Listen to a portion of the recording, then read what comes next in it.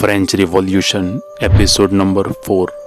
14 और 15 जुलाई 1789 की आधी रात को लुईस XVI के करीबी दरबारी रियान कोर्ट ने उसे नींद से जगाया और कहा, हुजूर उठिए, बिस्तिल की शाही जेल पर कब्जा हो गया है।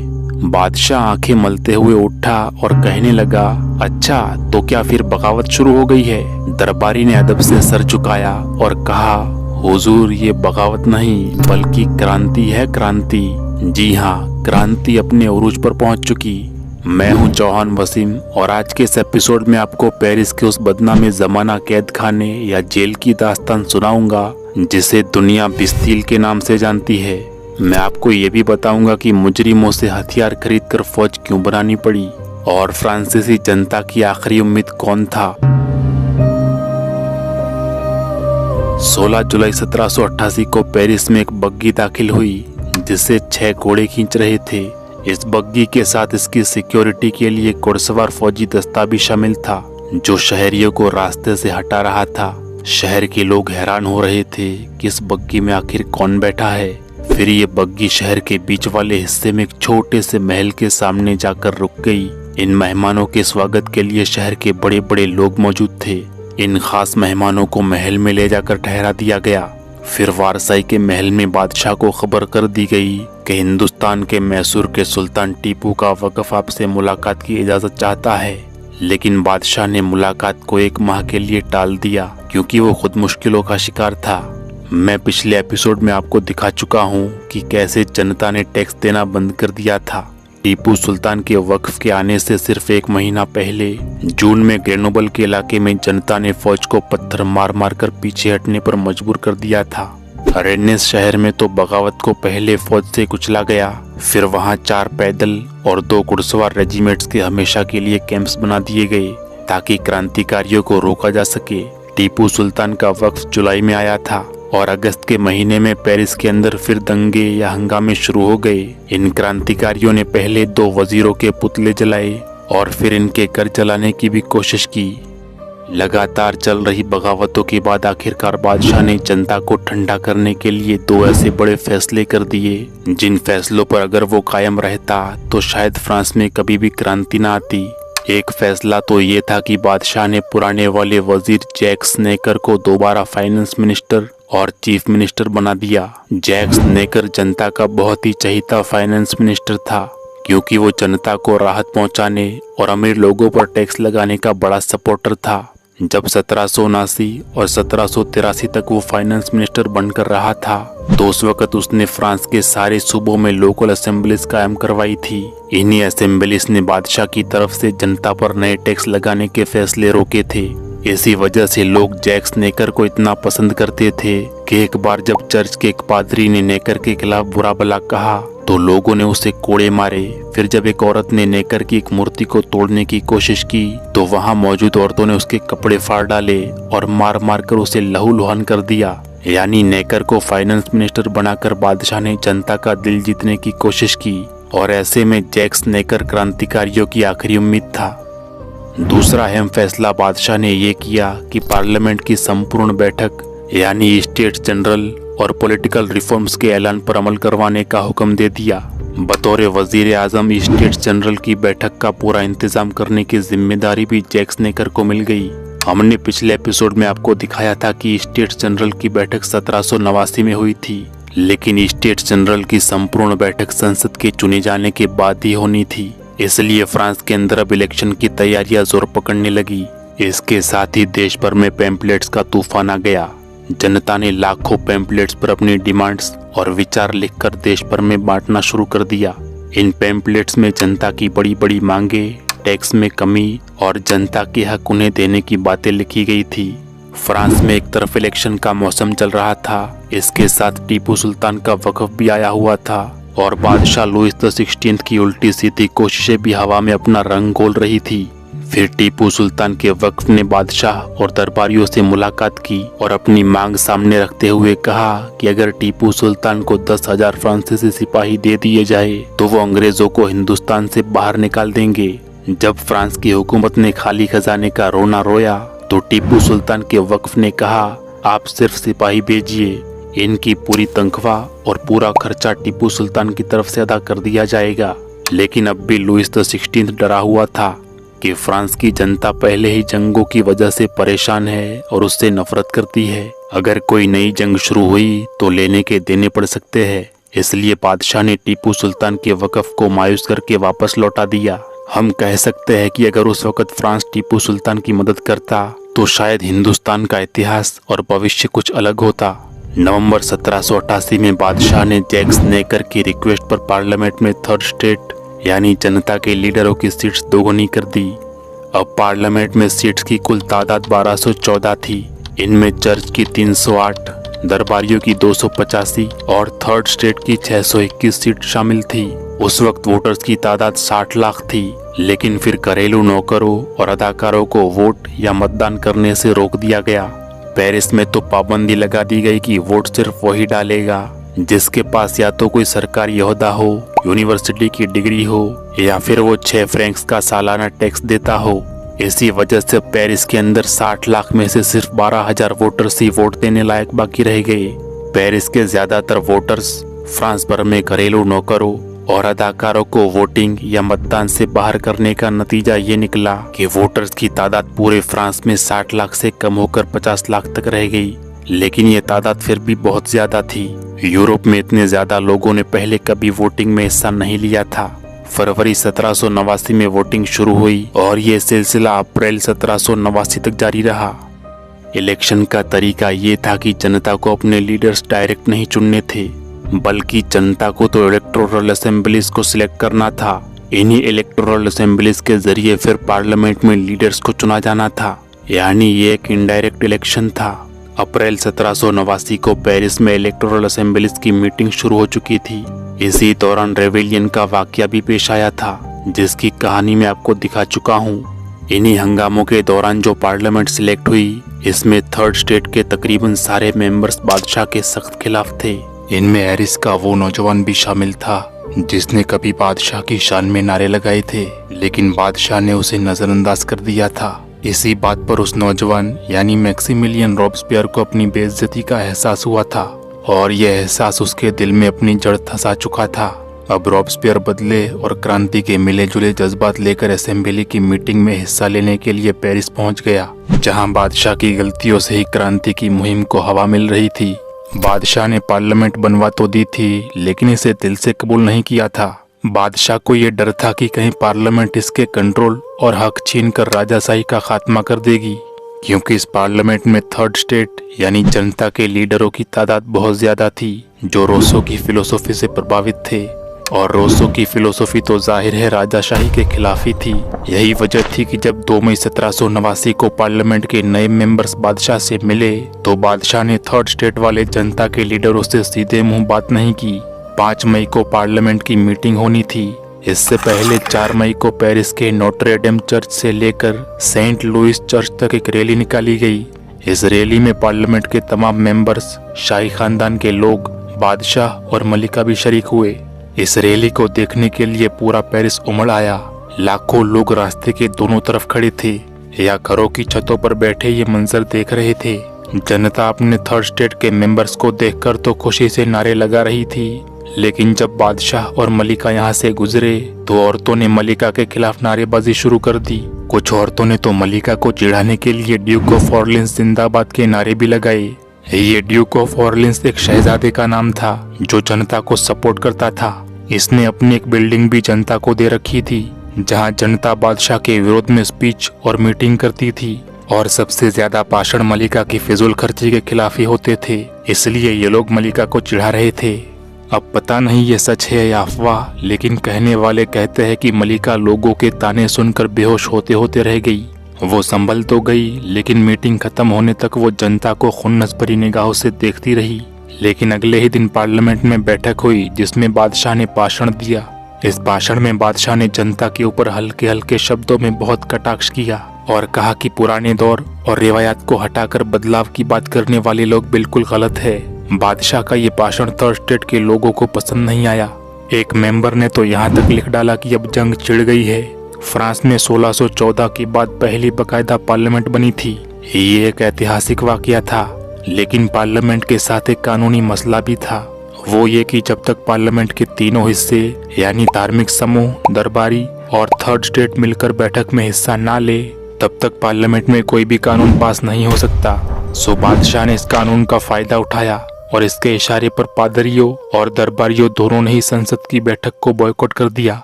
यानी जब दरबारी और पादरी संसद में हिस्सा नहीं लेंगे तो फिर जनता के चुने हुए थर्ड स्टेट के लीडर्स अपनी मर्जी से पार्लियामेंट में कोई भी कानून पास नहीं करवा पाएंगे।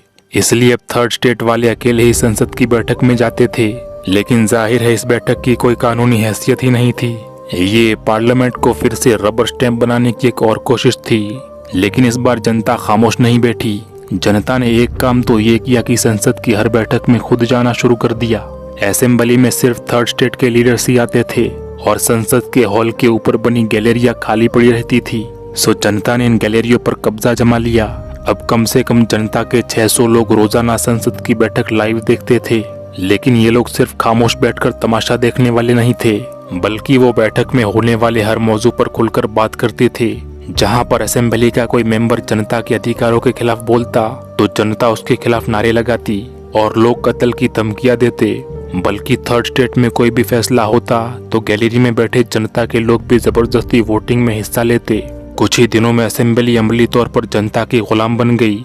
अब थर्ड स्टेट के मेंबर्स भी अपनी मर्जी से कोई फैसला नहीं कर सकते थे और जनता का हाल ये था कि वो लोग थर्ड स्टेट के सपोर्ट में नारे तो लगाते थे, लेकिन थर्ड स्टेट भी अब जनता की मर्जी के खिलाफ कुछ नहीं बोल सकता था। यानी बोलने की आजादी और ओपोजिशन की स्वतंत्रता का अधिकार जो लोकतंत्र की बुनियाद है वो खत्म हो गया था। ये बर्दाश्त करने वाला लोकतंत्र नहीं बल्कि अदम बर्दाश्त करने वाले एक और समूह की डिक्टेटरशिप थी।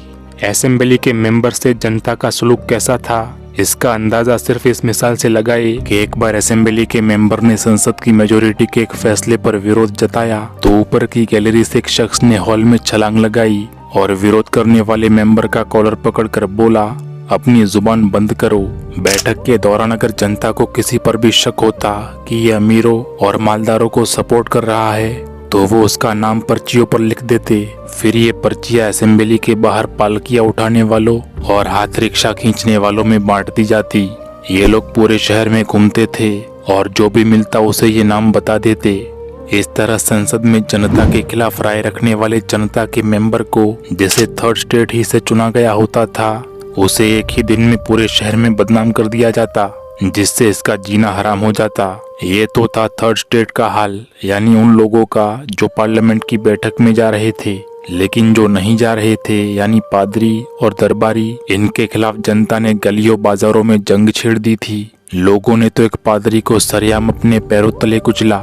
पुलिस के एक चापलूस खबरी को सरेआम फवारे के तालाब में डुबकियां लगवाई गई।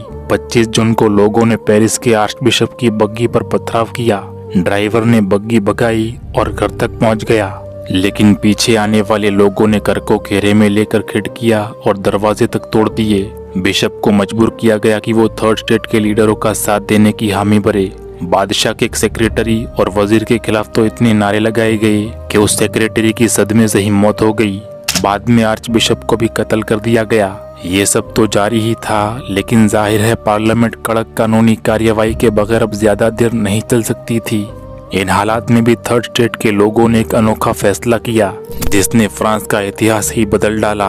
वो फैसला ये था कि पादरियों और दरबारियों को आखिरी बार संसद की संपूर्ण बैठक में आने की दावत दी जाए और अगर वो लोग इस बैठक में शामिल ना हो तो थर्ड स्टेट को ही असेंबली का पूरा कंट्रोल देकर नई संसद बनाई जाएगी और नए कानून बनाने की प्रक्रिया शुरू हो जाएगी। यानी पार्लियामेंट के बाकी दोनों हिस्सों पादरियों और दरबारियों को पार्लियामेंट से ही निकाल दिया जाएगा। इसलिए पादरी और दरबारियों को आखिरी बार संसद में आने का इनविटेशन दे दिया गया, लेकिन बस कुछ पादरी और दरबारी इस बैठक में शामिल हुए। अब थर्ड स्टेट के पास एक्शन लेने के अलावा कोई चारा नहीं था, इसलिए 17 जून को थर्ड स्टेट ने अपने आप को ही जनता की असेंबली करार देकर सारे अधिकार अपने कंट्रोल में ले लेने का ऐलान कर दिया। 20 जून को जनता की इस नई असेंबली ने ओथ लेनी थी, लेकिन जब वो असेंबली हॉल पहुंचे तो इन सब ने देखा कि वहां तो ताले लगे हुए हैं। फिर ये लोग असेंबली के करीब बने एक टेनिस कोर्ट में चले गए और वहां ओथ या हलफ उठा लिया। इस ओथ या हलफ को फ्रांस के इतिहास में टेनिस कोर्ट ओथ कहा जाता है। यूं समझ लीजिए कि अमेरिका की आजादी का ऐलान या 3 जून 1947 को भारत पाकिस्तान के बंटवारे के प्लान की जो वैल्यू और अहमियत है, टेनिस कोर्ट ओथ भी फ्रांस के लिए उतनी ही अहमियत रखता है। टेनिस कोर्ट ओथ के साथ ही फ्रांस में बादशाह से ज्यादा अब जनता के चुने मेंबर्स ताकतवर हो चुके थे। बहुत से दरबारी और पादरी भी नई असेंबली के साथ जा मिले। बादशाह ने मजबूरी में इस नई असेंबली को मान तो लिया, लेकिन असल में वो असेंबली को अपना दुश्मन ही समझता था। इसलिए बादशाह के हुक्म पर फ्रांसीसी फौज ने पेरिस को घेरे में ले लिया। अब फ्रांस में 2 सरकारें बन गई थी। एक तरफ बादशाह, दरबारी और पादरी थे, जिनकी सरकार फौज की ताकत से टिकी हुई थी। दूसरी तरफ जनता की पार्लियामेंट थी, जो जनता ही की ताकत पर कायम थी। अब जंग होना तो तय था। शाही फौज पेरिस के चारों तरफ अपना घेरा तंग करती जा रही थी, इसलिए अब जनता ने भी अपनी खुद की फौज बनाना शुरू कर दिया। पेरिस में 48,000 लोगों को जनता की क्रांति करने के लिए फौज में भर्ती करना शुरू कर दिया। और जानते हैं क्रांतिकारी फौज के लिए हथियार कहां से खरीदे गए? चोरों और डाकुओं से। जी हाँ, एक बंदूक 3 लेवरस, एक सेबर तलवार 12 सांव और एक पिस्टल की भी इतनी ही कीमत तय हुई। लेकिन इतने हथियार भी काफी नहीं थे। सब जनता की नजरें बिस्तिल के कैद खाने पर पड़ी, जहां पर हथियार और जंग के सामान का एक बड़ा जखीरा मौजूद था। जनता शायद बिस्तिल पर हमला नहीं करती, लेकिन मसला ये हुआ कि 12 जुलाई को बादशाह ने जनता के पसंदीदा मिनिस्टर जैक्स नेकर को उसके ओहदे से उतार दिया। जब ये खबर पेरिस में पहुंची तो लोग ड्यूक ऑफ ऑर्लिन्स और नेकर की मूर्तियां उठाकर शहर में नारेबाजी करने लगे। पेरिस के अंदर मौजूद एक शाही महल, जिसे ट्यूडरिस पैलेस कहते हैं, इस महल का रास्ता कुर्सियों से बंद कर दिया गया। हथियारों, सामान की सारी दुकानें, बेकरियां और बहुत सी शॉप्स को भी लूट लिया गया। फ्रेंच गार्ड्स के कुछ दस्तों ने भी बगावत करके अपने ही साथियों पर फायरिंग कर दी। पार्लियामेंट के मेंबर्स भी जनता को शांत होने के लिए कह रहे थे। लोग अमीरों के घरों के दरवाजे खटखटाकर कहते थे, हमें हथियार और रोटी दो। जहां पर कुछ न मिलता वहां तोड़फोड़ शुरू हो जाती। 2 दिनों तक शहर में फिर बहुत लूटमार हुई। गलियों में कचड़े और टूटे फूटे सामान के ढेर लग गए। लोग दुकानों से लूटी हुई शराब के जाम भर के खुद भी पी रहे थे और करीब से गुजरने वालों को भी पिलाते थे। जी हाँ, जबरदस्ती पिलाते थे। सड़कों पर फेंके गए वाइन ड्रम्स में से शराब के टपकने से गली मोहल्ले में कीचड़ हो गया था। गटर के अंदर भी शराबी बह रही थी। एक तरह से पूरा पेरिस शराब में डूब चुका था। फिर जैसे ही 14 जुलाई 1789 का सूरज निकला, बिस्तिल जेल के गार्ड्स ने देखा कि सैकड़ों लोग कैद खाने के सामने जमा हो चुके हैं। ये लोग बिस्तिल पर कब्जा करने और इसमें मौजूद हथियार लूटने आए थे। लेकिन ये काम इतना भी आसान नहीं था, क्योंकि बिस्तिल बहुत मजबूत किला था। 8 बड़े बड़े और मोटे टावर्स इसकी दीवारों को जकड़े हुए थे। 40 से 100 फीट तक ऊंची और 30 फीट चौड़ी दीवारों और 80 फुट चौड़ी खंदक के साथ बिस्तिल की जेल जनता के तोड़ने के लिए नामुमकिन किला था।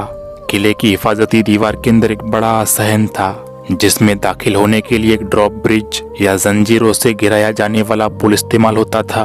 इसी सहन के बाद किला शुरू होता था, जिसके अंदर दाखिल होने के लिए एक दूसरा ड्रॉप ब्रिज इस्तेमाल होता था। कैद खाने में इन दिनों सिर्फ 7 कैदी ही रह गए थे, और वो भी कोई राजकारण के कैदी नहीं, बल्कि आम जुर्म करने वाले लोग थे। इतने बड़े किले की हिफाजत के लिए भी सिर्फ 120 फौजी ही तैनात थे, जिनमें से ज्यादातर बूढ़े और रिटायर्ड फौजी थे। किले के सामने जमा होने वाले लोगों की तादाद तो कोई 900 के ही करीब थी, लेकिन तमाशा देखने के लिए हजारों लोग गलियों और सड़कों में इकट्ठा हो चुके थे। हैरत अंगेज बात यह थी कि अमीर घराने की औरतें भी अपनी बग्गियों में बैठकर वहां पहुंची और बग्गियों को दूर पार्क करवाकर तमाशा देखने वालों में शामिल हो गई। हमलावरों ने किले के 49 साल बूढ़े गवर्नर से कहा कि वो हथियार डालकर बिस्तिल का किला जनता के हवाले कर दे। ये जो लोग गवर्नर के पास पैगाम लेकर गए थे, गवर्नर उनसे बड़ी इज्जत से पेश आया। गवर्नर ने जनता के उस पैगाम लाने वाले को अपने साथ लंच करने की दावत भी दी। जनता ने किले पर फायरिंग भी की, लेकिन गवर्नर ने फौज को जवाबी फायरिंग करने का हुक्म नहीं दिया, बल्कि उसने तो किले में मौजूद फौजियों को भी हुक्म दिया कि जब तक उन पर हमला ना हो तब तक वो फायरिंग ना करे। लोगों ने गवर्नर की नरमी का पूरा फायदा उठाया और वो पहले जंजीरों से बने पुल यानी ड्रॉप ब्रिज पर कब्जा करके किले के सहन में दाखिल हो गए। फ्रेंच गार्ड के बागी भी जनता से मिल चुके थे। इन बागी फौजियों की मदद से ही जनता के लोग 2 तोपे भी किले के सहन में ले आए, लेकिन किले की दीवारें बहुत मजबूत थी। इस पर फायरिंग और गोलाबारी का कोई भी असर नहीं हुआ। जब जनता ने ये हाल देखा तो वो दूसरे ड्रॉप ब्रिज पर भी चढ़ने लगे, ताकि इसके जरिए वो किले के अंदर दाखिल हो सके। अब गवर्नर को मजबूरन जवाबी फायरिंग का हुक्म देना पड़ा। पहले तो गवर्नर ने जनता को वार्निंग दी कि वो फायरिंग का हुक्म देने ही वाला है, लेकिन फिर भी जनता पीछे नहीं हटी तो आखिरकार किले के फौजियों ने फायरिंग शुरू कर दी। किले के अंदर बैठे फौजियों के लिए आसानी ये थी कि वो ऊंचाई पर से आसानी से जनता को अपना निशाना बना सकते थे, जबकि जनता की फायर की गई गोलियां इन फौजियों तक पहुंचती ही नहीं थी। इसका अंदाजा इसी बात से लगाए कि सुबह 10 बजे से शाम 5 बजे तक चलने वाली इस लड़ाई में 100 के करीब हमलावर मारे गए, जबकि किले के मुहाफिजों में से सिर्फ एक फौजी ही हलाक हुआ। जनता शायद बिस्तिल के किले को कई हफ्तों तक भी जीत ना पाती, लेकिन बिस्तिल का गवर्नर खून खराबे से जल्द ही उकता गया। एक मौके पर उसने फैसला किया कि बिस्तिल जेल में मौजूद बारूद को आग लगाकर पूरे किले को तबाह कर दिया जाए, ताकि ये हथियार और लड़ाई का सामान जनता के हाथ ना लगने पाए। खैर, अगर वाकई गवर्नर ऐसा कर देता तो वो खुद और उसके फौजी तो मारे ही जाते, साथ ही साथ किले के आजू बाजू खड़े हजारों लोगों की जिंदगियां भी खतरे में पड़ जाती। लेकिन गवर्नर के एक साथी ने उसे ऐसा करने से रोक दिया। दिलचस्प बात यह है कि जब किले के मुहाफिज अपनी ऊंची पोजीशन से नीचे देखते तो यूं लगता कि पूरा पेरिस उनके मुकाबले पर आ खड़ा है। इन्हें अंदाजा ही नहीं हो सका कि लड़ने वाले सिर्फ 900 लोग ही थे, बाकी तो तमाशा देखने आए हुए थे। लेकिन बिस्तिल के गवर्नर ने जनता के दबाव को देखते हुए आखिरकार हथियार डालने का फैसला कर लिया। गवर्नर ने जनता से वादा लिया कि वह अब कोई खून खराबा नहीं करेंगे, और फिर इसी के हुक्म पर किले के दरवाजे खोल दिए गए। ये गवर्नर की जिंदगी की आखिरी गलती थी। गुस्से और जोश में भरे जनता के लोग अंदर दाखिल हुए और अंधाधुंध फायरिंग शुरू कर दी। जनता इतनी बौखलाई हुई थी कि इनकी फायरिंग से इनके अपने ही कई लोग मारे गए।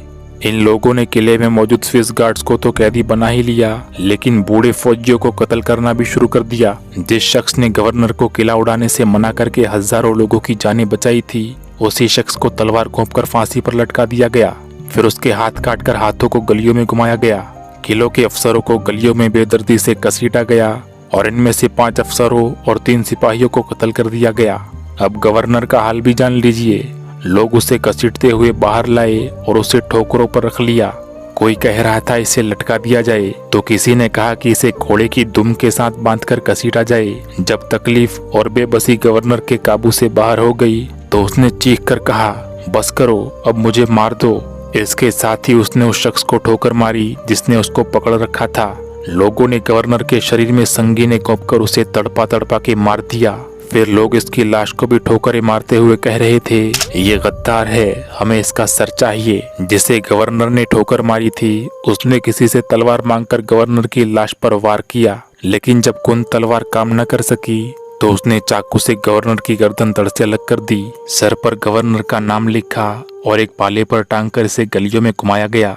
लोगों की ये भीड़ गवर्नर के सर को बिस्तिल जेल से कुछ दूर मौजूद अंग्रेज बादशाह हेनरी IV की मूर्ति के सामने लेकर गए और इस सर को 3 बार मूर्ति के सामने झुकाकर कहा, अपने आका को सलाम करो। जनता ने बिस्तिल में मौजूद हथियारों सामान का जखीरा भी लूट लिया। और फिर जानते हैं उन्होंने क्या किया? बिस्तिल के किले को तोड़ना शुरू कर दिया। किले का एक एक पत्थर उखाड़ लिया गया और कुछ ही अरसे में इस मजबूत किले का नामो निशान तक मिट गया।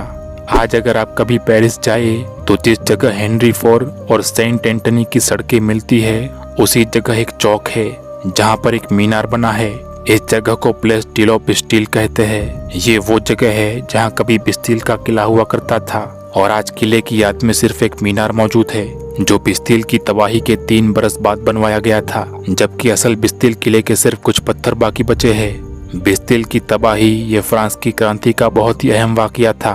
फ्रांस में आज भी 14 जुलाई को बिस्तिल डे मनाया जाता है। इस मौके पर आम छुट्टी होती है, एक फौजी परेड निकाली जाती है, फाइटर जेट्स हवा में कलाबाजियां दिखाते हैं और जनता जी भर के आपस में खुशियां बांटती है। बिस्तिल जेल की तबाही को 200 बरस से ज्यादा अरसा गुजर चुका है, लेकिन बिस्तिल में जो कुछ हुआ ये तो अभी शुरुआत थी। इस वाकये ने फ्रांस में बादशाहत या राजाशाही की बुनियादें हिलाकर रख दी थी और फिर वो वक्त भी आया जब हजारों औरतें शाही महल की तरफ बढ़ने लगी। लेकिन क्यों और फिर क्या हुआ? बादशाह या हुक्मरान जनता के कैदी कैसे बने? जब जनता का हीरो वापस आया तो कौन सा त्राहिमाम मच गया? लेकिन भला ये जनता का हीरो था कौन? ये सब आपको बताऊंगा फ्रेंच रिवॉल्यूशन के आखिरी एपिसोड में। तब तक के लिए अल्लाह की अमान में रहे। अस्सलाम वालेकुम।